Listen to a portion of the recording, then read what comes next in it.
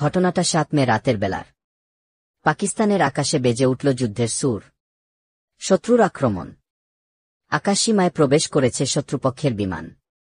ভারতীয় রাফাল যুদ্ধবিমান পাকিস্তানের আকাশে প্রবেশ করতেই বদলে যায় পরিস্থিতি। হাই অ্যালার্ট জারি হয়ে যায় সামরিক ঘাঁটিগুলোতে। কিন্তু শত্রুপক্ষ জানত না পাকিস্তানের হয়ে ককপিটে বসে আছে এক সাহসী নারী, স্কোয়াড্রন লিডার আয়েশা ফারুকী। অনেকেরই ধারণা রণক্ষেত্র কেবল পুরুষের জন্য। কিন্তু এই ধারণা পুরোপুরি বদলে দিয়েছেন পাকিস্তানের আয়েশা ফারুকী।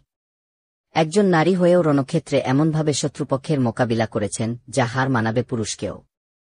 পাকিস্তানের ইতিহাসে তিনিই প্রথম নারী যিনি শত্রুর বিমানকে ভূপাতিত করে রক্ষা করেছে নিজ দেশকে। সাহসের সাথে নিজ দেশকে রক্ষা করার পাশাপাশি ধ্বংস করেছেন ভারতের রাফাল যুদ্ধবিমান। তাই তো পরিচিত হয়ে উঠেছেন দেশের আকাশরানী হিসেবে। পাকিস্তান ভারত যুদ্ধে সবচেয়ে বেশি আলোচনা হচ্ছে এই মুসলিম নারী সেনা কর্মকর্তার বীরত্বগাথা।